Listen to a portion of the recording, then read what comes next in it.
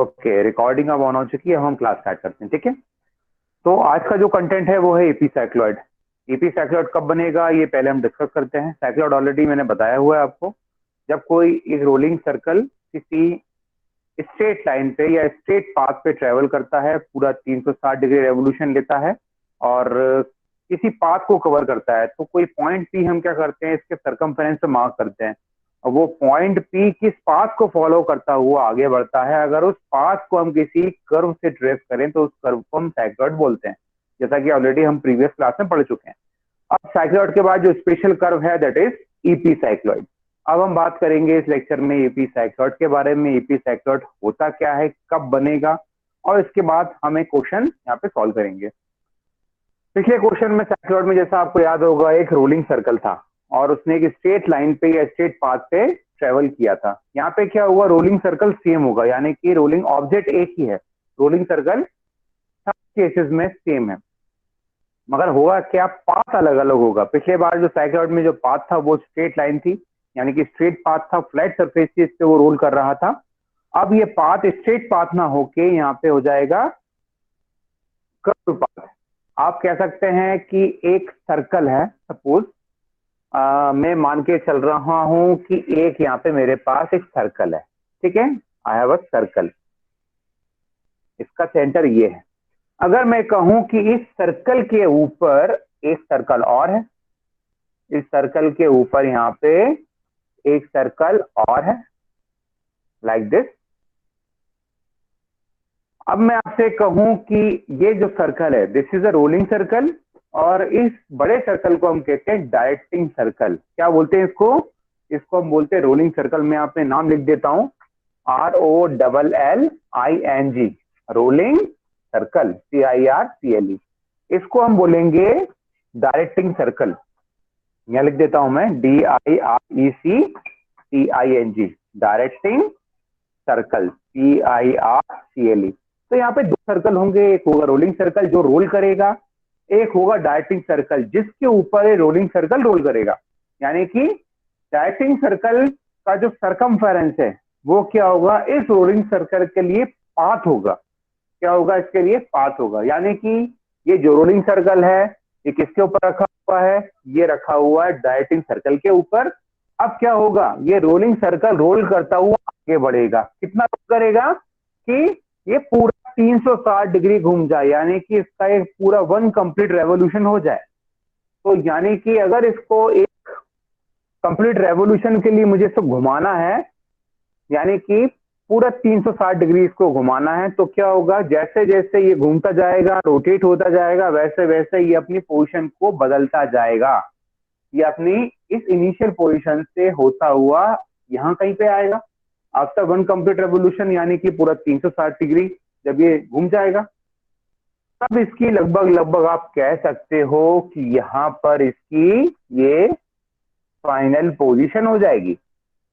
क्या होगी, ये इसकी फाइनल पोजीशन। यानी कि जब ये यहाँ पे था और जब ये पूरा 360 डिग्री घूमा, यानी कि अपने इनिशियल पोजीशन से फाइनल पोजीशन तक पहुंचा आफ्टर 1 कंप्लीट रेवोल्यूशन, तो क्या होगा, मैंने इस सर्कल के सरकमफेरेंस पे एक पॉइंट मार्क किया। सपोज मैं इस पॉइंट को यहाँ पे मार्क किया। जनरली ये पॉइंट हम कहाँ मार्क करते हैं, जब रोलिंग सर्कल और जो पाथ है, यानी कि पाथ और रोलिंग सर्कल के बीच में जहां पर भी कांटेक्ट होगा, हमें उस पॉइंट को वहीं पे मार्क करना है। जैसे कि हमने साइक्लॉइड में किया था, वहां पे क्या किया था, रोलिंग सर्कल और जो स्ट्रेट पाथ था दोनों का कांटेक्ट पॉइंट जो था उस पॉइंट पे पी पॉइंट मार्क किया था।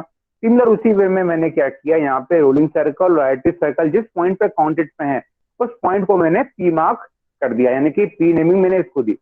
अब क्या होगा, ये मैंने पी पॉइंट मार्क कर दिया। अब क्या होगा, जैसे जैसे ये सर्कल रोल करता जाएगा, आगे बढ़ता जाएगा, तब क्या होगा, ये पी पॉइंट की जो लोकेशन है, अभी पी पॉइंट कहाँ पर, यहाँ पे है, इसकी लोकेशन भी जैसे जैसे सर्कल रोल करता हुआ आगे बढ़ेगा इसकी पोजीशन भी बदलती जाएगी। और फाइनली क्या होगा, जब ये पूरा 360 डिग्री घूम जाएगा, यानी कि 1 कंप्लीट एवोल्यूशन लेगा, तो फाइनली पी की जो लोकेशन थी यहाँ पे होगी। अब मैं इसको पी नाम से रिप्रेजेंट ना करते हुए मैं इसको क्यू नाम से रिप्रेजेंट करूंगा, क्योंकि नेमिंग अलग अलग होनी चाहिए ताकि पी इनिशियल पोजीशन है और क्यू क्या इस पॉइंट की फाइनल पोजीशन है। तो अगर मैं कहूं कि पी पॉइंट, यानी कि पी पॉइंट आगे बढ़ता हुआ किस पाथ से होता हुआ, यानी किस किस पाथ को फॉलो करता हुआ आगे बढ़ेगा, अगर उस पॉइंट को मैं ट्रेस करूं bye smooth curve like this, जो मैंने ये बनाया हुआ है अभी, तो इस कर्व को मैं कहूंगा ईपी साइक्लॉइड। क्या कहूंगा मैं? ईपी साइक्लॉइड कहूंगा। अब मैं बात करता हूं डेफिनेशन के टर्म में। डेफिनेशन के टर्म में डेफिनेशन क्या होगी इसकी? An epicycloid is a curve, an epicycloid is a curve traced by a point, traced by a point, कौन सा पॉइंट है? This point P, okay, traced by a point on the circumference of a circle, यानी कि वो point P कहां पे होगा? Rolling circle के सर्कमफेरेंस पर होगा। देखिए जैसा कि रोलिंग सर्कल सर्कमफेरेंस पर ही है। और डेफिनेशन क्या हुई? An epicycloid is a curve traced by a point on the circumference of a circle when rolls over a circle, rolls on a circle भी आप बोल सकते हो, rolls on a circle outside it and without slipping, यानी कि वो circle के बाहर रूल करेगा। पहली कंडीशन ये हो गई। और दूसरी कंडीशन ये होगी कि विदाउट स्लिपिंग, यानी कि इसमें स्लिपिंग का केस नहीं होना चाहिए। अगर यहाँ पे स्लिपिंग होगी तो क्या होगा? ये डिस्टेंस कवर करेगा, ये डिस्टेंस कम हो जाएगा। तो यहाँ पे स्लिपिंग नहीं होना चाहिए, यानी कि जो कोएफिशिएंट ऑफ फ्रिक्शन होता है म्यू, फ्रिक्शन की इक्वेशन पड़ी होगी F equal to mu R, वहां पे अगर म्यू जीरो हो जाएगा तो क्या हो जाएगा? स्लिपिंग हो जाएगी। तो यहाँ पे म्यू जीरो नहीं होना चाहिए, it is always less than, sorry greater than zero, यानी कि इसकी वैल्यू कुछ ना कुछ जीरो से ऊपर होनी चाहिए। तो यहाँ पे स्लीपिंग नहीं होगी। तो यहाँ कंडीशन क्या है कि एक बड़ा सर्कल है और बड़े सर्कल के ऊपर एक छोटा सर्कल रोल करता हुआ आगे बढ़ रहा है पूरा 1 कंप्लीट रेवोल्यूशन के लिए। मैंने इस रोलिंग सर्कल यानी कि छोटे सर्कल के ऊपर एक पॉइंट मार्क किया, इसका नाम मैंने दिया पी, और ये पी पॉइंट आगे बढ़ते हुए किस पाथ को फॉलो करते हुए अपनी फाइनल पोजीशन तक पहुंचा। अगर उस पाथ को मैं लोकेट करूं या ड्रॉ करूं या रिप्रेजेंट करूं बाय कर्व, इस कर्व को मैं कहूंगा ईपी साइक्लॉइड। क्या कहूंगा मैं? EP cycloid. अब पहले बताओ मुझे, इसमें कोई डाउट तो नहीं ईपी साइक्लॉइड क्या है? नो अगर सर। इतना समझ में आया तो अपन आगे बढ़ते हैं। सबको समझ में आ गया? Yes sir. Yes sir. Cycloid में क्या था? हमने स्ट्रेट पाथ पे रोलिंग सर्कल को मूव कराया था। यहाँ पे पाथ चेंज हो गया, यहाँ पे सर्कल के ऊपर रोल कर रहा है, बाकी सब कुछ वही है। ठीक है, अब तो मैं बात करता हूँ ड्रॉ करने के लिए। तो ड्रॉ करने के लिए देखिए, मैं पूरा तो इसको ड्रॉ करने वाला नहीं, मुझे ड्रॉ क्या करना है? ओनली एक कर्व ड्रॉ करना है। एग्जाम में क्या आएगा? ईपी साइक्लॉइड ड्रॉ करना, तो मुझे इस कर्व को ड्रॉ करना है। तो इस सर्कल को मान के चलो, इस सर्कल का रेडियस अगर 90 हुआ, कितना हुआ? 90 रेडियस हुआ। तो अगर मैं 90 रेडियस लेके सर्कल ड्रॉ करूंगा, डाया हो जाएगा 180, या 100 रेडियस दिया तो डाया कितना हो जाएगा? 200 हो जाएगा, 200 mm, यानी कि 20 सेंटीमीटर। तो क्या हो जाएगा? इसको अपन पूरा ड्रॉ नहीं करेंगे। तो हम क्या करेंगे? अगर मैं क्यू को, सपोज इसका नाम मैंने दिया ओ, ओके, सपोज को नेमिंग मैंने कर दी ओ। अगर मैं क्यू से ओ को ज्वाइन करता हूं और पी से लेकर ओ को ज्वाइन करता हूं, ठीक है, इन दोनों के बीच का एक एंगल होता है, इसे थीटा बोलते हैं। क्या बोलते हैं इसको? थीटा। और थीटा निकालने का एक फॉर्मूला होता है, फटाफट नोट डाउन कर लीजिए। थीटा निकालते हैं small D by capital D into 360 degree. ये फॉर्मूला हमेशा याद रखिएगा। ये थीटा एंगल आपको अगर फाइंड आउट करना है, ये न्यूमेरिकल सॉल्व करेंगे तो जब जरूरत पड़ेगी हमें, तो थीटा निकालने का फॉर्मूला है small D by capital D into 360 degree. अब स्मॉल डी क्या है? स्मॉल डी है रोलिंग सर्कल का डायमीटर, यानी कि छोटे वाले सर्कल का डायमीटर है स्मॉल डी। और जो डायरेक्टिंग सर्कल है, यानी कि जो पर ये स्मॉल सर्कल रोल करेगा, तो ये बड़े वाले सर्कल का जो डायमीटर है वो कैपिटल डी है। Small D by capital D into 360 degree. ठीक है, तो आप ये फॉर्मूला यूज करेंगे और थीटा यहाँ पे फाइंड आउट करेंगे। तो मैं क्या करूंगा? एक पूरे फिगर को ड्रॉ नहीं करूंगा। मैं क्या करूंगा? जो अभी मैं काम करता हूँ, यहाँ पे शेडेड पोर्शन को बना देता हूँ। सपोज ये मेरा एक शेडेड पोर्शन है, okay, this is the shaded portion. तो मैं क्या करूंगा? जब इस फिगर को ड्रॉ करूंगा तो इस शेडेड पोर्शन को फिगर से इलिमिनेट कर दूंगा, क्योंकि इसकी जरूरत नहीं है मुझे। ठीक है, इसकी जरूरत नहीं, क्योंकि मुझे ये पूरा ड्रॉ नहीं करना, मुझे तो इस कर्व को ड्रॉ करना है। इस कर्व को कहते हैं ईपी साइक्लॉइड, मुझे इसे ड्रॉ करना है।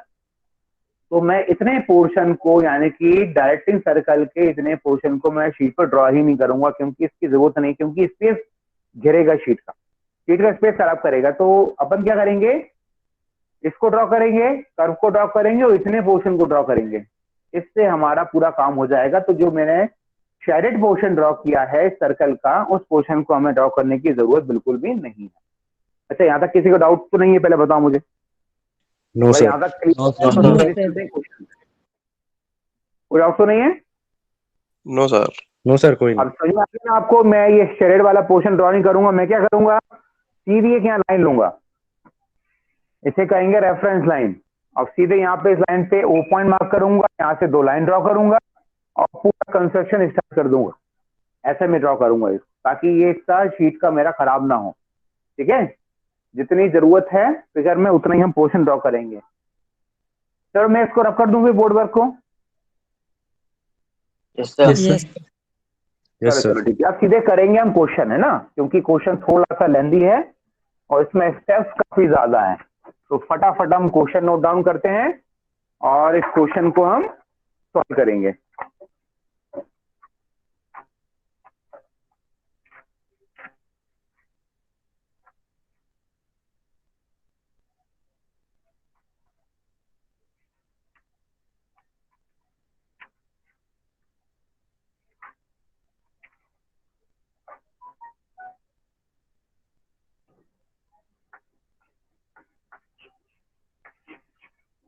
A circle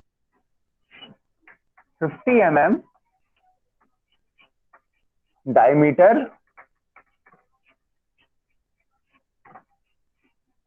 a circle of 50 mm diameter rolls on the circumference of rolls on the circumference of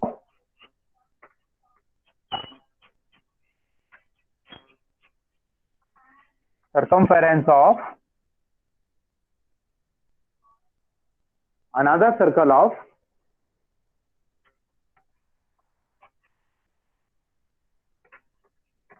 another circle of 175 mm diameter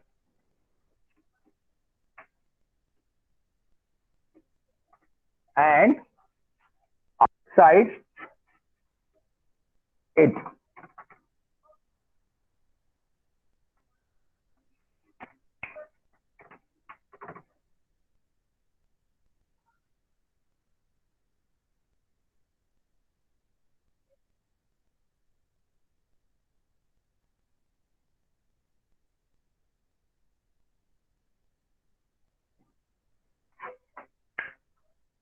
trace the locus of the point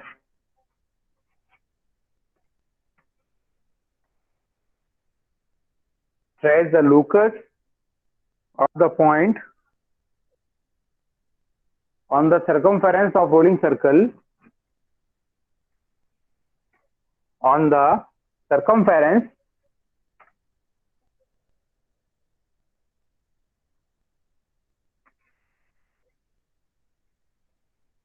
of the rolling circle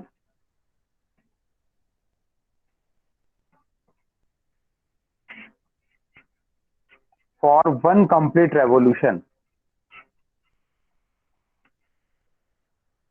For one complete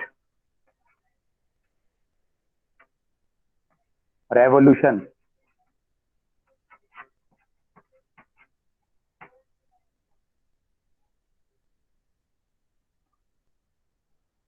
Also draw a tangent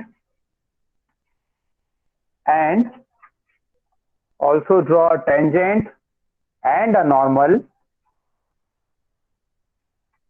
to the curve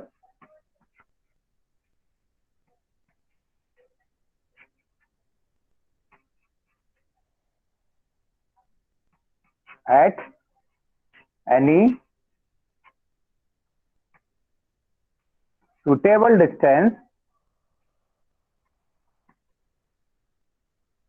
at any suitable distance from the center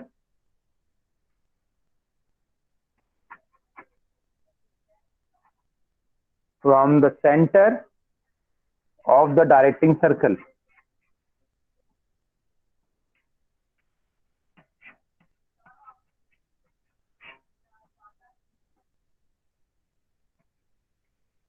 ये question काफी important है, university exam में कई बार आया हुआ है, तो उस क्वेश्चन को फटाफट पहले नोट डाउन कर ले। थोड़ा सा मैं क्वेश्चन को एक्सप्लेन करूंगा, उसके बाद हम सीधे कंस्ट्रक्शन पार्ट पे जाएंगे।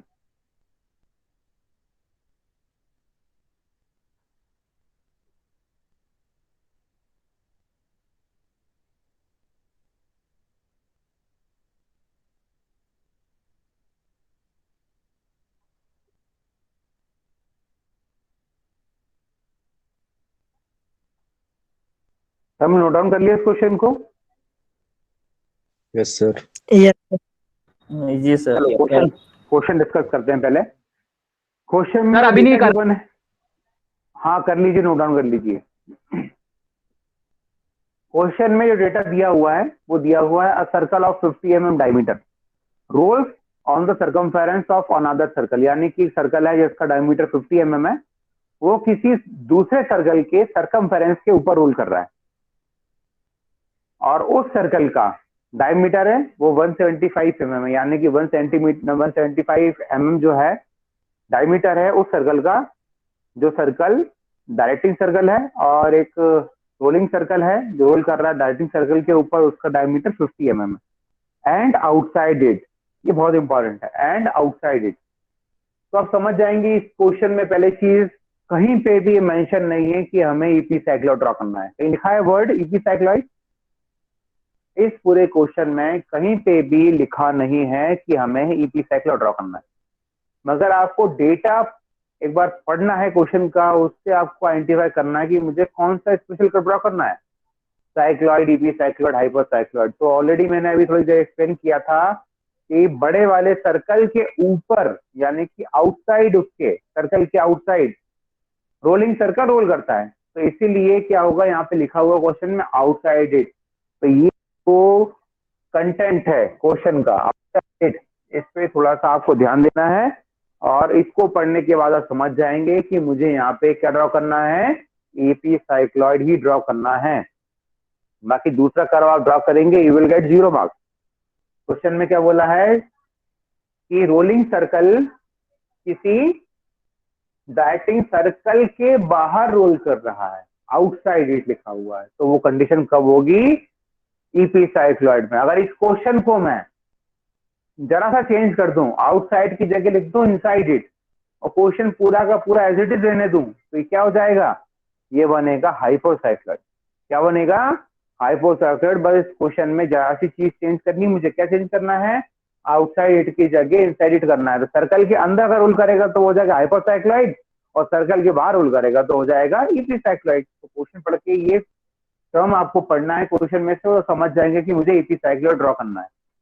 फिर क्या दिया हुआ, trace the locus of a point on the circumference of the rolling circle for one complete revolution, यानी कि वो पॉइंट टी मार्क आपने किया है, वो किस पाथ को फॉलो करता हुआ आगे बढ़ रहा है, उस पॉइंट को ट्रेस करना है, यानी कि उस पाथ को ट्रेस करना है। तो ऑलरेडी वो क्या हो जाएगा, वो हो जाएगा ईपी साइक्लॉइड। और साथ साथ में टेंजेंट नॉर्मल ड्रॉ करने के लिए भी क्वेश्चन में दिया हुआ है, क्वेश्चन में दिया हुआ है draw a tangent and a normal to the curve at any suitable distance from the centre of the directing circle, यानी कि डायरेक्टिंग सर्कल सेंटर था, इसको मैंने ओ मार्क किया था, उस ओ पॉइंट से कोई भी डिस्टेंस आपको जो लगे मन से, क्योंकि इसमें डेटा डिस्टेंस का नहीं दिया हुआ, तो कोई भी सुटेबल डिस्टेंस लेके आप किसी पॉइंट पर ऑन द कर्व आप टेंजेंट नॉर्मल ड्रॉ कर सकते हैं। पहले क्वेश्चन ड्रॉ करते हैं हम, फिर टेंजेंट नॉर्मल की बात करेंगे। तो पहले उसको मैं ड्रॉ करता हूँ, किसको ड्रॉ करता हूँ, ईपी साइक्लॉइड को। तो क्वेश्चन को मैं रफ कर देता हूँ और सीधे चलते हैं स्टेप्स पे, और क्या क्या स्टेप फॉलो करना है और हमें ईपी साइक्लॉइड ड्रॉ करना है, ठीक है। उसके बाद हम बात करेंगे टेंजेंट नॉर्मल कैसे ड्रॉ करना है। याद रखें, सारे के सारे केसेस में टेंजेंट नॉर्मल को ड्रॉ करने का तरीका अलग है। कोनिक सेक्शन में मेथड सेम थी, मगर यहाँ पे क्या होगा, हर केस में टेंजेंट नॉर्मल बनाने का तरीका अलग है। थोड़ा सा अलग। तो क्वेश्चन ऑलरेडी लिखा हुआ था हमने। सबसे पहले यहाँ पे डेटा में लिख देता हूँ। डेटा में क्या था, स्मॉल डी कितना दिया था, ये दिया 50 mm। ठीक है, कितना दिया है 50 mm। डायरेक्टिंग सर्कल डायमीटर कितना दिया है, ये दिया 175 mm। ये डेटा आपको क्वेश्चन में दिया हुआ था, और क्वेश्चन में दिया था और सर्कल क्या है, बड़े सर्कल के ऊपर रोल कर रहा है, आउटसाइड इट, यानी कि मुझे ड्रॉ करना है एपिसाइक्लॉइड।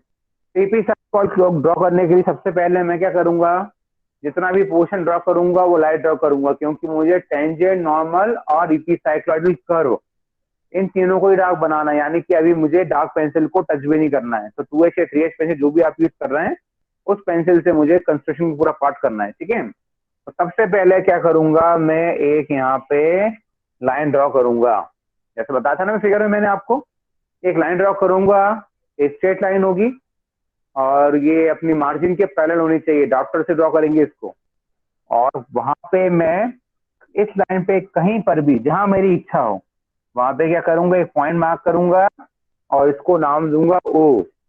इसको क्या नाम दूंगा मैं, ओ नाम दूंगा। इस लाइन को थोड़ा सा मैं सीधा कर देता हूं, इसको क्या नाम दूंगा मैं, इसको ओ नाम दूंगा। ठीक है, ये ओ क्या, व्हाट इज ओ, कोई बताएगा मुझे क्या है O? Centre of centre. Rolling circle, sorry ये डायरेक्टिंग सर्कल का सेंटर है, यानी कि जो सर्कल बड़ा वाला था उसका सेंटर है ओ, है ना। What is O? O is the centre of directing circle. बड़ा वाला सर्कल था ना उसका सेंटर है, क्योंकि पूरा सर्कल बनाने की जरूरत नहीं है, इसलिए मैं पूरा सर्कल ड्रॉ नहीं कर रहा हूँ। अब मुझे क्या करना है, एक काम करूँ, मैं रफली फिगर बना दूं आपको ताकि आपको समझने में आसानी हो। तो मैं फिगर को यहाँ बना देता हूँ, रफली छोटा सा फिगर बनाता हूँ ताकि समझने में आसानी हो। ये कौन सा सर्कल हो गया, ये हो गया बड़ा वाला सर्कल। ठीक है, ये कौन सर्कल था, ये डायरेक्टिंग सर्कल था। ये जो सर्कल है वो कौन सर्कल कौन सा है, ये रोलिंग सर्कल है। ये सर्कल यहां से लेकर यहां तक पहुंच जाएगा रोल करता हुआ पूरा 360 डिग्री। ठीक है, मैंने क्या किया था, एक पॉइंट यहाँ पी मार्क किया था, वो घूमता हुआ आखिरी में यहां तक पहुंच गया, इसका नाम क्यू दे दिया। तो मैंने इन दोनों को ज्वाइन किया, ये ओ है।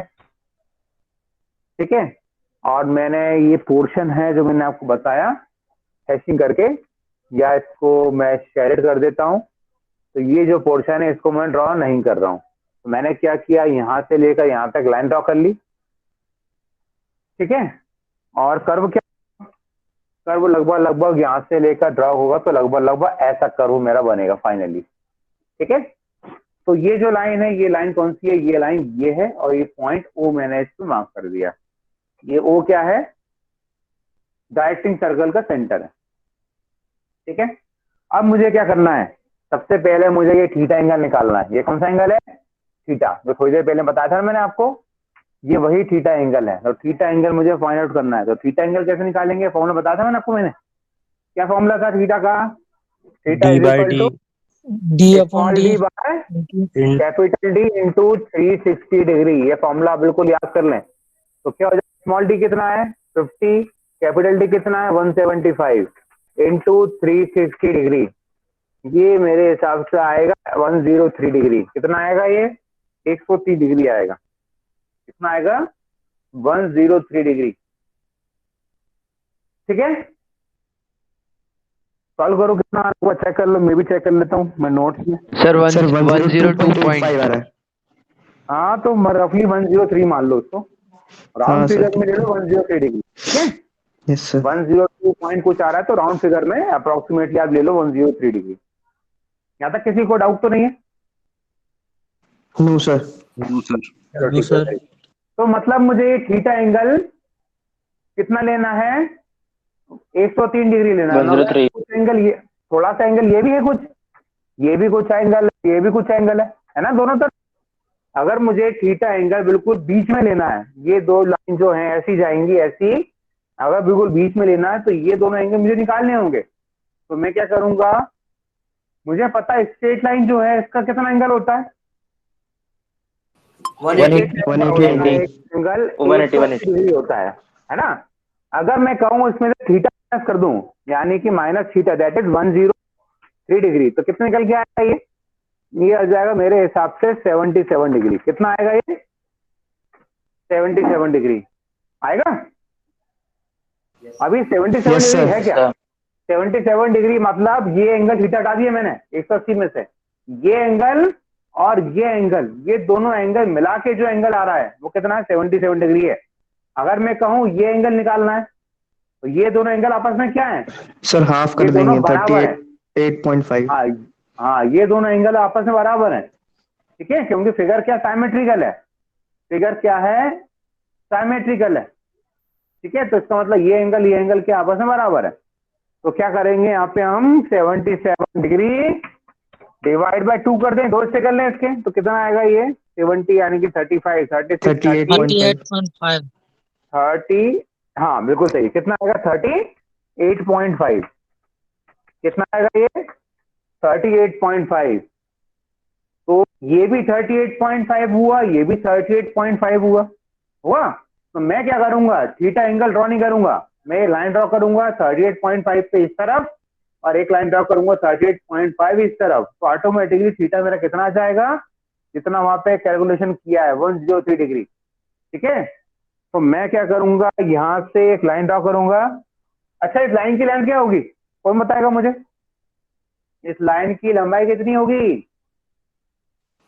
One sir.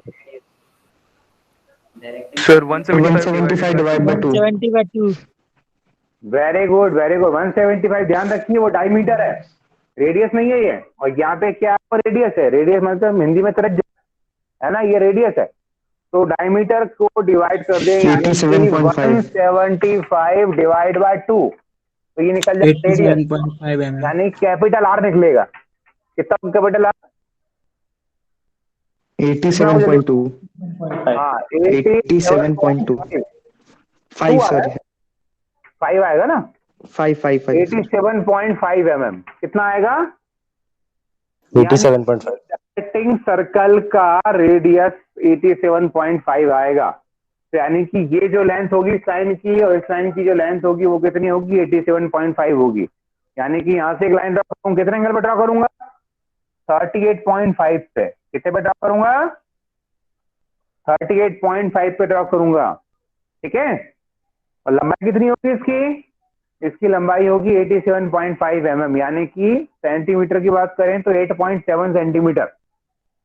पता ना, एमएम को सेंटीमीटर में कन्वर्ट करने के लिए डिवाइड बाय 10 करना है हमेशा आपको। और यहां से भी वही करूंगा मैं, 38.5 एंगल पे एक लाइन ड्रॉ करूंगा। लाइन की लेंथ कितनी लूंगा मैं? लाइन की लेंथ में लूंगा 87.5, ठीक है। दो एंड पॉइंट मिलेंगे मुझे, एक एंड पॉइंट यहां मिलेगा मुझे और एक एंड पॉइंट यहां मिलेगा। याद रखिए, लाइन की लेंथ मुझे लेनी है radius, that is 175 divide by 2, that is 87.5 in terms of centimetre 8.75 centimetre हो जाएगा। 8.7 ले लें काफी है, अगर 8.75 ले पा रहे हैं तो अच्छी बात है। अब बीच का जो एंगल होगा ये एंगल ऑटोमेटिक आपका कितना आ जाएगा? ऑटोमेटिकली ये एंगल सेट हो जाएगा। 103 हाँ बिल्कुल वही आएगा, अगर आपने सही तरीके से किया है ये। तो अभी मैं लिख ही नहीं रहा हूँ, चल लिख देता हूँ। चलो एक, ठीक है, 103 डिग्री। ये दो एंगल लिखने की आपको जरूरत नहीं है, आप तो ये बीच वाला एंगल लिख दें थीटा, जो आपको निकालना, जो मेन एंगल था आपका। बाकी एंगल लिख दें तो कोई दिक्कत नहीं है, नहीं लिखे तो ठीक है। बीच का एंगल ऑटोमेटिक 103 सेट हो जाएगा। पहले इतना कर लो, इतना करने के बाद बताना मुझे, फिर मैं आगे बताता हूँ क्या करना है। सर। हाँ बताओ। हेलो। मुझे 103 के बाद समझ 103 के बाद हाँ समझ में नहीं आया? नहीं आया। अच्छा, क्या समझ में नहीं आया? कहाँ तक समझ में आया? यहाँ तो समझ में आ गया आपको? यस सर, वहां तक आ गया। बेटा याद रखना, हमेशा स्ट्रेट लाइन जो होती है, सीधी लाइन होती है, उसका कितना एंगल होता है? यानी कि जो स्ट्रेट लाइन है 180 है ना, ये जो एंगल होगा ये एंगल होगा 180 डिग्री हमेशा, ठीक है। क्योंकि 90 और 90 प्लस 90 कितना हो गया? पूरा 180 हो गया। 180। अब है ना, मैं चाह रहा हूं कि ये वाला एंगल निकालूं, ये एंगल में क्या बना, ठीक है। ये निकालने के लिए मैंने क्या किया? पूरे लाइन के एंगल में से, यानी कि इस पूरे एंगल में से इतने एंगल को हटा दिया, माइनस कर दिया, तो कितना हो गया 180 माइनस 103, कितना बचेगा 77 डिग्री बचेगा। मगर 77 क्या आया, ये 77 अभी भी ये इसको और इसको ये दो एंगल प्लस करके जो एंगल आएगा वो 77 आ रहा है। यानी कि मुझे चाहिए यार आधा एंगल चाहिए, तो क्या होगा, इसके मैंने दो हिस्से कर दिए, डिवाइड बाय 2, 77 डिवाइड बाय 2 कितना आया 38.5। तो 38.5 ये एंगल हो जाएगा, ये हो जाएगा 38.5। इन दोनों एंगल को मिला दूंगा तो कितना हो जाएगा 77 हो जाएगा। अब समझ में आ गया? Yes sir. चलो वेरी गुड। अच्छा सबने यहाँ तो ड्रॉ कर लिया, जल्दी बताओ मुझे, वो फटाफट ड्रॉ करना क्योंकि ये क्वेश्चन थोड़ा लेंथी है। यस सर हो गया। हो गया? अभी टाइम है अपने सर, पास, 2 आधा घंटा करीब है, यस सर हो गया। आधा घंटा करीब है, हो जाएगा। अब देखो ये तो दो लाइन बन गई मेरी, ये भी बन गई। अब मुझे क्या करना है, इस पाथ को बना देना है। पाथ मतलब जिस पाथ के ऊपर सर्कल रोल करेगा। तो पाथ क्या है, यहाँ से लेकर यहाँ तक का जो हिस्सा है वो पाथ है ना, यहाँ से लेकर यहाँ तक का जो हिस्सा है ये उसका पाथ है। तो पाथ कैसे ड्रॉ करूंगा मैं क्या कर रहा हूं, यहाँ पर ओ को सेंटर ले रहा हूँ। किसको ले रहा हूँ, ओ को सेंटर, और कॉम्पास लूंगा मैं, कॉम्पास लूंगा, ओ को सेंटर लूंगा, और ये पॉइंट जो मैंने बनाया था ना, यहां से लेकर यहां तक मैं एक आर्क ड्रॉ कर लूंगा। ठीक है, यहां से लेकर यहां तक मैंने क्या किया, एक आर्क ड्रॉ कर लिया। अब ये वो पाथ हो गया जिसके ऊपर रोलिंग सर्कल रोल करने वाला है। अब वो यहां से लेकर स्टार्ट करेगा, यहां से खत्म करेगा। क्या हुआ, आर का रेडियस कितना लेना है वाली? बेटा रेडियस है तो आपके पास ऑलरेडी, जो निकाला है आपने कितना 87.5 mm। आपको ये पॉइंट मिल जाएगा ना, तो इस पॉइंट से आपको इस पे रखना पेंसिल, यहां से लेकर यहां तक लेके जाना है, इस पॉइंट तक। रेडियस कितना रहेगा इसका 87.5 mm, लिख ही देता हूं यहाँ पर, आप लोग गड़बड़ कर रहे हैं थोड़ा सा। ये जो डिस्टेंस है, दिस डिस्टेंस इज 87.5। ओके, सबसे बन रहा है ना इतना, यस सर। ये Yes, sir. 87.5 mm।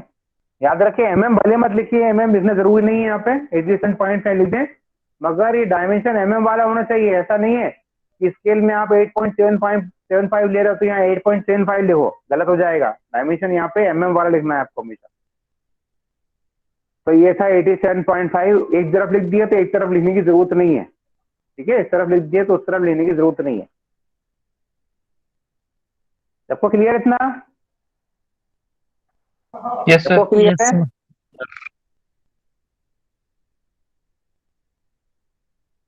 सबको क्लियर है?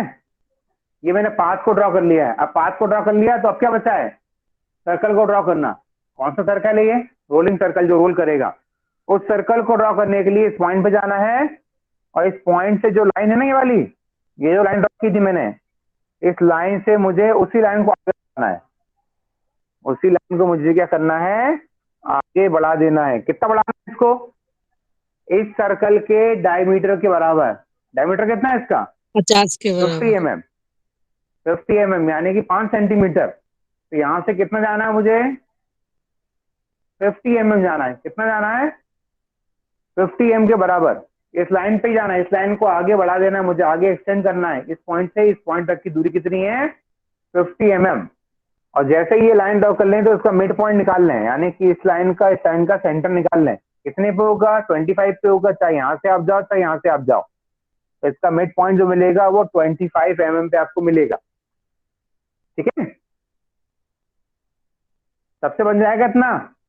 यहाँ से एक लाइन ड्रॉ करनी है, इस लाइन को ही आगे बढ़ाना है, आप तिरछी लाइन ड्रॉ नहीं करना है। एक भी डिग्री लाइन टिल्ड हो गई तो ये क्वेश्चन वहीं गलत हो जाएगा, आपके पॉइंट लोकेशन गलत आएगी, और लोकेशन गलत आएगी तो ये फिगर आपका कंप्लीट ही नहीं हो पाएगा। आधे फिगर में आप छोड़ दोगे उसको, क्योंकि आपसे सही होगा ही नहीं वो।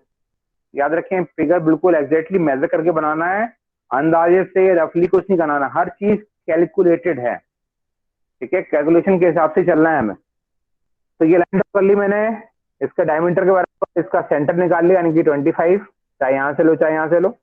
और जैसे ही सेंटर आया, कॉम्पास उठाना है, कॉम्पास लिया, इसको सेंटर मानते हुए ये दो पॉइंट अपने पास हैं, यहाँ से आपको सेंटर मानते हो यहां से क्या करना है, आपको एक सर्कल ड्रॉ कर लेना है लाइक दिस।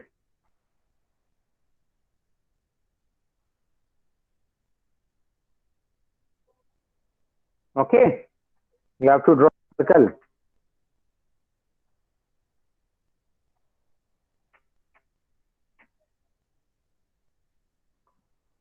सबको समझ आया? अपन ने क्या किया, डायमीटर के बराबर उस लाइन को एक्सटेंड किया, उसका मिड पॉइंट निकाला, मिड पॉइंट क्या हो गया, उस सर्कल का सेंटर हो गया। और उस सेंटर को लेते हुए कॉम्पास से मुझे क्या करना है, यहां से पूरा सर्कल ड्रॉ कर देना है। अभी तक सब लाइट है, याद है कि डार्क कुछ नहीं करना है मुझे, डार्क मुझे कुछ भी नहीं करना है। सबसे बन जाएगा ये, सबसे इतना हो गया। Yes sir. Yes sir. अब मुझे सर्कल के पार्ट करने हैं, और सर्कल कितने पार्ट करने हैं, 12। कितने पार्ट करने हैं, 12 पार्ट करने हैं। पहले 4 पार्ट करेंगे। 4 पार्ट कैसे होंगे, 2 पार्ट तो ऑलरेडी हो चुके हैं, ये जो लाइन में ड्रॉ की थी इससे 2 पार्ट हो गए। अब ड्राफ्टर इस लाइन पे सेट करूंगा, ड्राफ्टर क्या करूंगा, इस लाइन पे सेट करूंगा। दूसरा स्केल ड्राफ्टर क्या हो जाएगा, इस लाइन के परपेंडिकुलर, और उस स्केल को इसके सेंटर पे लेके जाऊंगा मैं, और यहां से एक लाइन ड्रॉ कर लूंगा लाइक दिस। इस तरह से ड्रॉ करने से क्या हो जाएगा, इस सर्कल बराबर 4 हिस्सों में डिवाइड हो जाएगा। कितने हिस्सों में डिवाइड हो जाएगा, 4 इक्वल पार्ट में डिवाइड हो जाएगा। फिर क्या करना है, यहाँ पे 3 पार्ट होंगे, यहाँ पे 3, यहाँ पे 3, यहाँ पे 3, टोटल कितने पार्ट हो जाएंगे, 10 to 4 दैट इज 12 पार्ट। ठीक है, अब देखिए इसके सर्कमफेरेंस पे कितने पॉइंट मिल गए मुझे, 4 पॉइंट मिल गए। एक पॉइंट ये मिला, दूसरा ये मिला, तीसरा ये मिला, चौथा ये मिला। तो इसके सर्कमफेरेंस पे कितने पॉइंट्स मिल गए मुझे, 4 पॉइंट्स मिल गए। अब आपको ऑलरेडी पता है, मैंने बताया साइक्लॉइड में कैसे करना था, वैसे ही यहाँ करना है। कॉम्पास में डिस्टेंस लेना है, सर्कल रेडियस कितना रेडियस है इसका, तो फ्री डायमीटर रेडियस कितना हो जाएगा, 25। या तो यहाँ से ले लो, यहाँ से लेके यहाँ तक की डिस्टेंस ले लो आप कॉम्पास में, रेडियस बराबर, और इन चारों पॉइंट पे जाना है और दोनों तरफ कट करते आना है। यहाँ पे रखा मैंने तो एक बार यहाँ कट करूंगा मैं, यहाँ पे रखूंगा तो एक बार यहाँ कट करूंगा। ठीक है, यहाँ पे रखूंगा तो कॉम्पास को एक बार यहाँ कट करना है मुझे। ठीक है, और यहाँ पे रख मुझे एक बार यहाँ कट करना है, यहाँ पे रख के मुझे एक बार यहाँ पे कट करना है, और यहाँ पे रख के मुझे एक बार यहाँ कट करना है। ठीक है, एक बार यहाँ पे रख के मुझे यहाँ पे कट करना है, यहाँ पे रख के मुझे एक बार यहाँ कट करना है। इस तरह से कितने पार्ट्स हो जाएंगे इसके,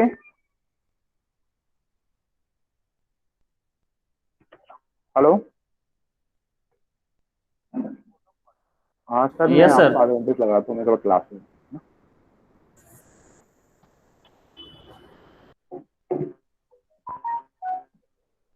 सबको समझ में आ गया इतना? यस सर आ गया। अब क्या करना है, सबको ऑलरेडी पता है क्या करना है, इसके अपोजिट है, पॉइंट्स को ज्वाइन करना है। इससे इसको ज्वाइन करना है, इससे इसको ज्वाइन करना है, इससे इसको ज्वाइन करना है, और इससे इसको ज्वाइन करना है। जब ये ज्वाइन करेंगे, याद रखें कि सारी लाइंस के सेंटर से गुजरनी चाहिए। अगर सारे की सारी लाइन के सेंटर से पास होगी, यानी कि आपने बिल्कुल सही बनाया है। ठीक है, इसका मतलब ये होगा कि फिगर आपने बिल्कुल सही बनाया है, यानी कि इसके बराबर आपने 12 पार्ट कर लिए हैं, उसमें कोई भी गलती नहीं है।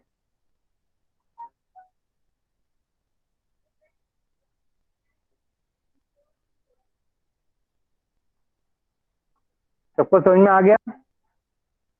Yes sir. हमने बराबर पार्ट कर लिए। थोड़ा सा इस लाइन को लग रहा है कि थोड़ा सा एंगल ज्यादा है, इसको मैं ठीक कर लेता हूँ। अब ठीक है,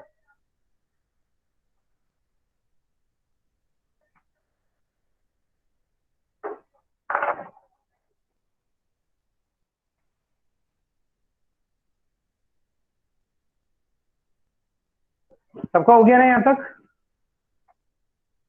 अब इसकी नेमिंग कर रहा हूं मैं। नेमिंग याद रखें, उसी ऑर्डर में करना है जैसे कि साइक्लॉइड में की थी। ये हो जाएगा 1, this is 2, 3, this is 4, this is 5, 6, 7, 8, 9, 10, ये हो गया पॉइंट नंबर 11, और लास्ट वाला ये हो गया 12। और इसको 12 नाम दूंगा, वही मेरा पी रहेगा। इसको नेमिंग में 12 करूंगा, वही क्या रहेगा, पी रहेगा। क्या रहेगा, पॉइंट पी, क्योंकि वो पॉइंट जहां पर रोलिंग सर्कल और डायरेक्टिंग सर्कल आपस में कॉन्टेक्ट में होंगे, वहीं पे पॉइंट पी मुझे मार्क करना है। वहीं पे पॉइंट पी मुझे मार्क करना है।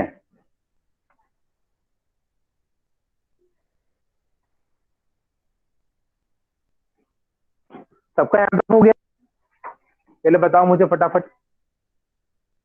Sir 1 minute sir. जल्दी जल्दी करो। कितना टाइम है?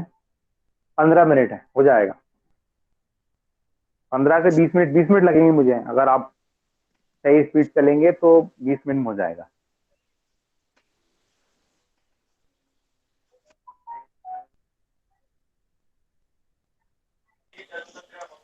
सर हम्म सर मैं ये कह रहा सर, अभी जो मैं ये फिगर ड्रॉ कर रहा था शीट पर, तो सर मेरा फिगर शीट्स के बाहर निकाला, तो मेरी दूरी का अंदाजा नहीं पड़ा था और सर मैं बना रहा था। तो अब क्या है, ये ऊपर का जो तो एक रोलिंग काम सर्कल है करो, आप सर। समझ लो, इसको समझ लो अच्छे से। क्लास के बाद आप आज इसको ड्रॉ कर लेना घर पे एक बार और।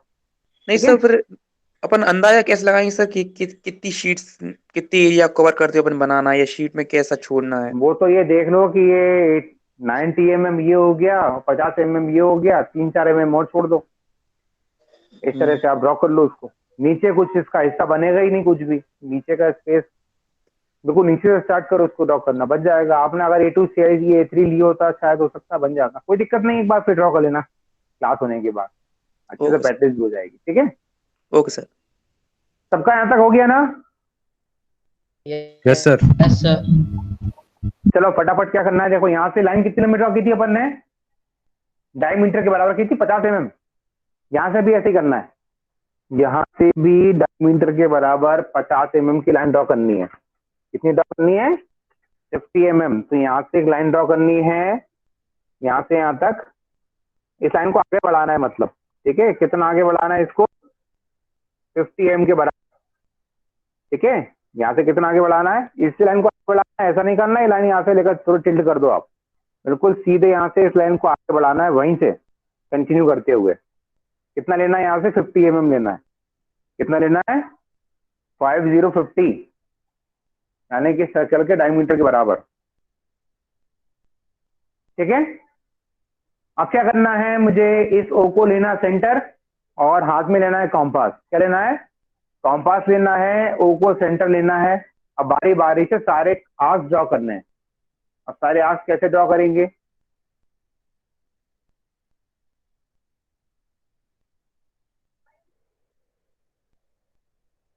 इसको सेंटर मानते हुए आप 11 से आर्क ड्रॉ करेंगे, तो ये ऑटोमेटिकली क्या होगा, 1 से पास होगा। किससे पास होगा, 1 से। और इस तरह से आर्क ड्रॉ करेंगे। याद रखें, इसको हाथ से नहीं करना है, किससे करना है, इसको कॉम्पास से करना है। कैसे करना है, ओ से ओ पे रखेंगे, कॉम्पास को पेंसिल का रखेंगे, 11 पे रखेंगे, ओ को सेंटर मानते हुए इस तरह से आर्क ड्रॉ करेंगे। फ्री नहीं करना है, कॉम्पास से करना है। फिर क्या करना है, जब 10 से ड्रॉ, ओ को सेंटर मानते हुए 10 से ड्रॉ करोगे तो ऑटोमेटिकली क्या होगा, ये 2 से पास होगा। अगर आपने सही तरीके से इसके बाद पार्ट किए सर्कल के, तो ऑटोमेटिकली किससे पास हो जाएगा वो, 2 से पास होगा। जब आप 10 से ड्रॉ करोगे, 9 से ड्रॉ करोगे क्या होगा, ये 3 से पास होगा। 9 से ड्रॉ करोगे तो ये 3 से पास होगा ऑटोमेटिकली। ठीक है, सेंटर किसको मानना है, ओ को सेंटर मानते हुए रखें, कॉम्पास यहाँ से ड्रॉ करना है। 8 से ड्रॉ करेंगे तो ये किससे पास होगा, ये 4 से पास होगा। 8 से ड्रॉ करेंगे तो ये 4 से पास होगा। फिर ओ को सेंटर मानते हुए अगर 7 से ड्रॉ करोगे तो ये 5 से पास होगा। 7 से ड्रॉ करोगे तो ये 5 से पास होगा। और 6 तो अकेला है, इसका कोई दोस्त नहीं है। ठीक है, वो अकेला है, तो ये कहीं से पास नहीं होगा, इसकी खुद की अकेली एक लाइन होगी।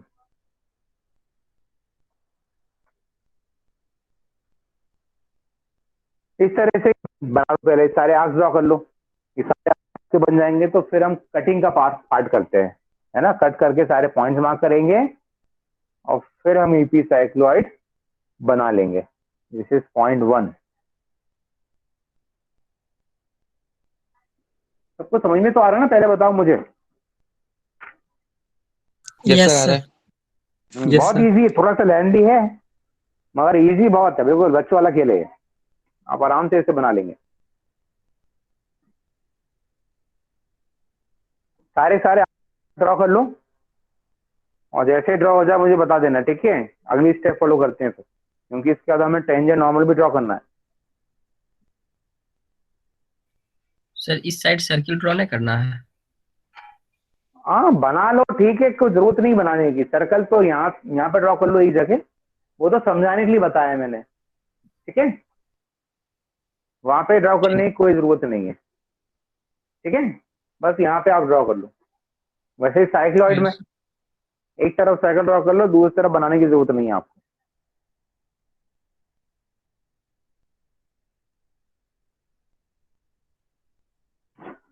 इसमें एक चीज और करनी है मुझे, इसमें एक चीज और ये करनी है कि इसका जो सेंटर है इसको मैं नाम दे रहा हूँ सी, क्योंकि ओ नाम उसको दे चुका हूं। तो मैं यहाँ पे क्या दूंगा, इस सेंटर को मैं सी नाम दूंगा। क्या नाम दूंगा मैं, सी। तो सी से भी मुझे एक ड्रॉ करना है आर्क, ओ को सेंटर मानते हुए। ओ को सेंटर मानते हुए सी से भी मुझे एक आर्क ड्रॉ करना है यहाँ से यहाँ तक। इसी पे सारे पॉइंट्स मिलेंगे मुझे, यानी कि इसी आप पे सारे पॉइंट मिलेंगे, C1 C2 C3 C4 C5 C6 C7 C8 C9 C10 C11 C12। सारे सेंटर मुझे इसी कर्व पे मिलेंगे जो मैंने बनाया हुआ बीच में। अलग कलर से बनाया ताकि आपको दिखे साफ साफ, ठीक है, इसलिए मैंने इसको अलग कलर से बनाया हुआ है। सबका हो गया इतना। Sir 1 minute. जल्दी जल्दी Yes, sir. बनाओ इसको। 10 मिनट ही बचे हुए, मुझे लगता है कि टेंशन नॉर्मल नहीं हो पाएगा। मुझे नहीं लग रहा है टेंशन नॉर्मल हो पाएगा। चलो ठीक है, कुछ पार्ट अगर छूटता है। क्लास कब है आपकी, नेक्स्ट क्लास कब है? फ्राइडे। नहीं अरे ये ईडी की नहीं बोल रहा हूँ, अभी आज की क्लास कब है? 12 बजे सर, 12 बजे। सर 11:50 से ज्वाइन करना रहता है। 11:50 से। हाँ ज्वाइन करना रहता है। हाँ तो 58 तक ज्वाइन कर लेना आज। तो अपने पास कितने मिनट बढ़ जाएंगे, थोड़ा बढ़ जाएंगे, 20 मिनट बढ़ जाएंगे, ठीक है। Yes, sir. यस सर हो 55 गया। तक ज्वाइन कर लेना उसको, 5 मिनट पहले ज्वाइन कर लेना, ठीक है। तो 20 मिनट में कोशिश करता हूँ इसे खत्म कर दूं। सबका हो गया ना इतना? Yes, sir. हो गया।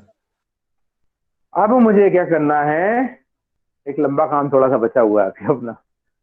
अब मुझे क्या करना है, ये जो एंगल है ना थीटा, इस एंगल के उतने पार्ट करने हैं जितने पार्ट मैंने सर्कल के किए। कितने किए सर्कल के पार्ट मैंने? 12 किए थे ना। तो ये यहाँ से लेकर थीटा जो एंगल है इसके 12 पार्ट करने हैं। कितने पार्ट करने हैं?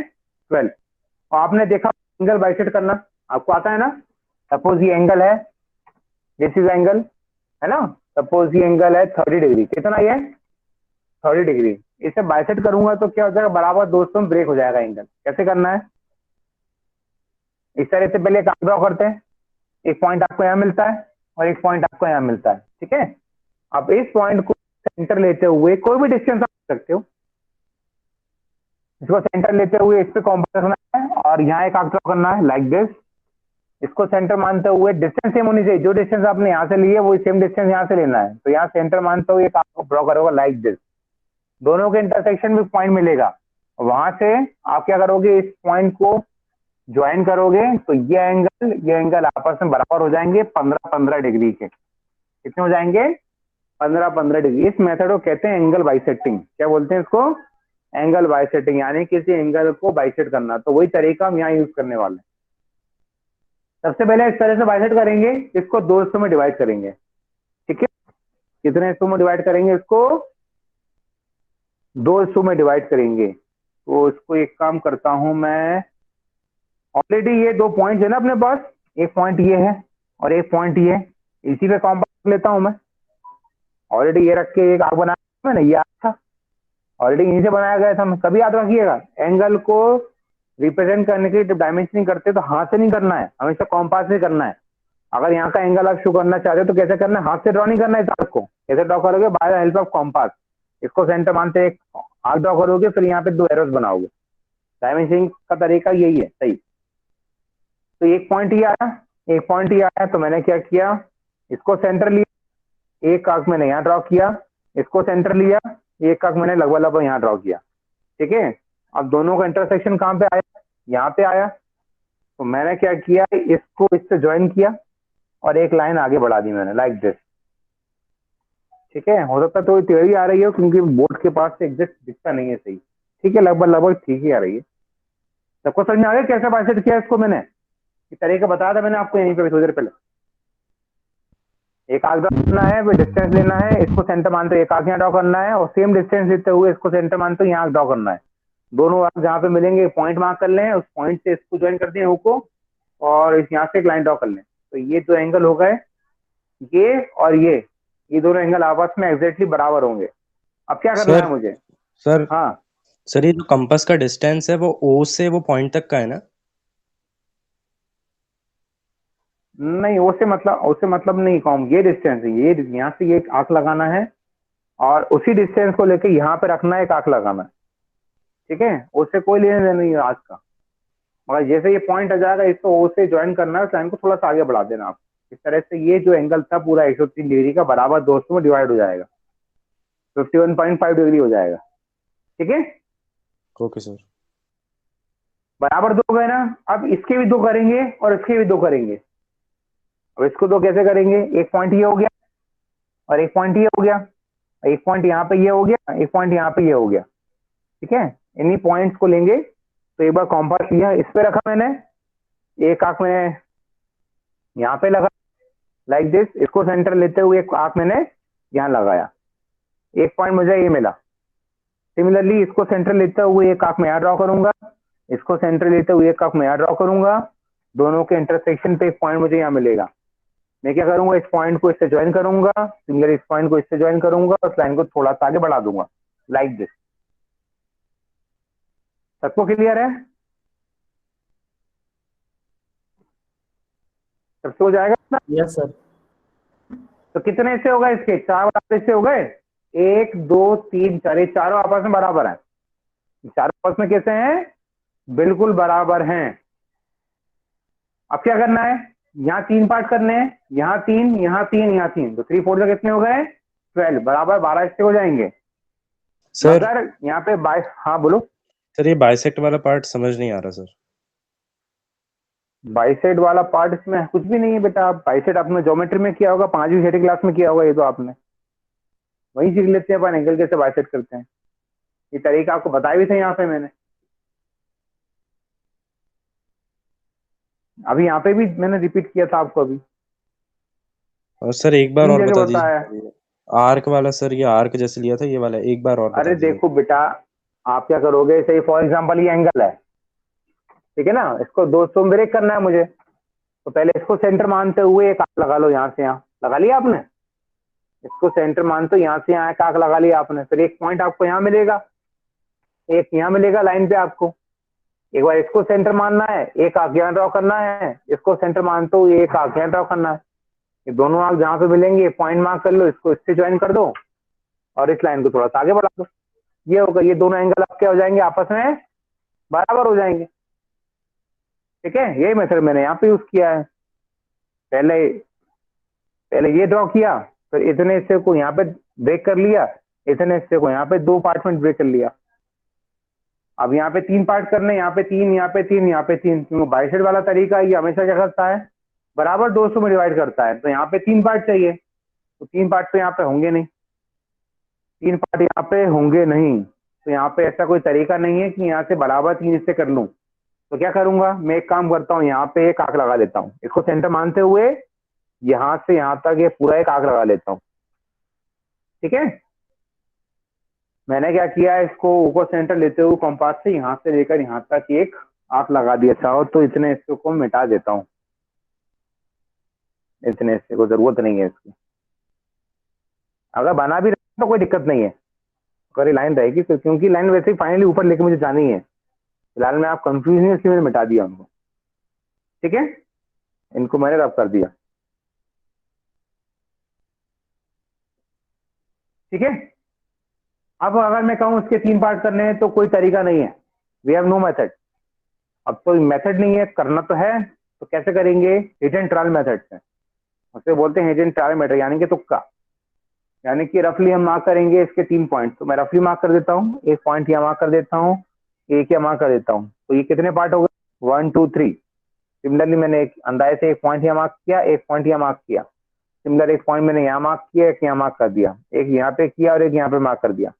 क्योंकि इसको बराबर 3 पार्ट में डिवाइड करने का हमारे पास कोई तरीका नहीं है, तो यहाँ पे एक अंदाजे से हम क्या करेंगे, इसके बराबर 3 पार्ट कर लेंगे, तो इसे कहते हैं hit and trial method.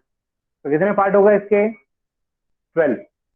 1 2 3 4 5 6 7 8 9 10 11 12। Now we have 12 equal part. यहाँ तक किसी को डाउट तो नहीं है? सब लोग कर लेंगे? Yes sir. अब क्या करना है, मुझे पहले सारे पार्ट को ज्वाइन करूंगा मैं ओ से।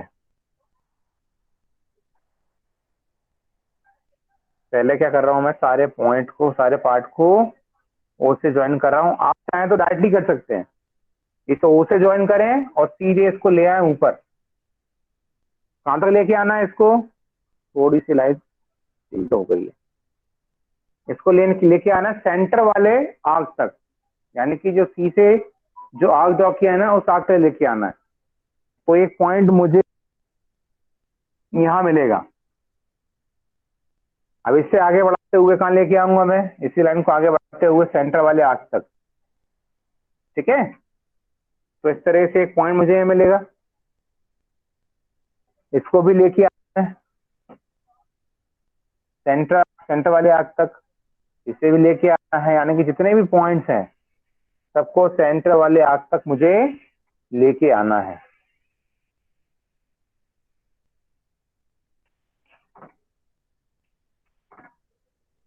सेंटर तक लेके आने के बाद मुझे कुछ पॉइंट्स मिलेंगे। एक यहाँ मिलेगा, इसका नाम दिया मैंने C1। एक यहाँ मिलेगा, इसका नाम दिया C2। एक यहाँ मिला, इसका नाम दिया C3। ये मिला तो इसका नाम दिया C4। इसकी नेमिंग मैंने की C5। इसकी नेमिंग की C6। इसकी नेमिंग C7। इसकी नेमिंग C8। इसका नाम C9। इसका नाम हो जाएगा C10। इसकी नेमिंग C11। इसकी नेमिंग C12।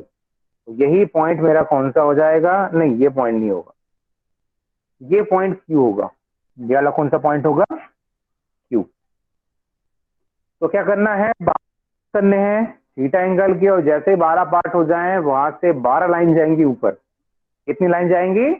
12 लाइन जाएंगी। याद रखें, इन लाइन की डेस्टिनेशन कहाँ पे होगी? सेंटर सी से जो आर्क मैंने ड्रॉ किया है ना, तो उस आर्क पे जाके मिल जाएंगी, और वहां पे सीक्वेंस में C1 से लेकर C12 तक आप इसकी नेमिंग कर दीजिएगा।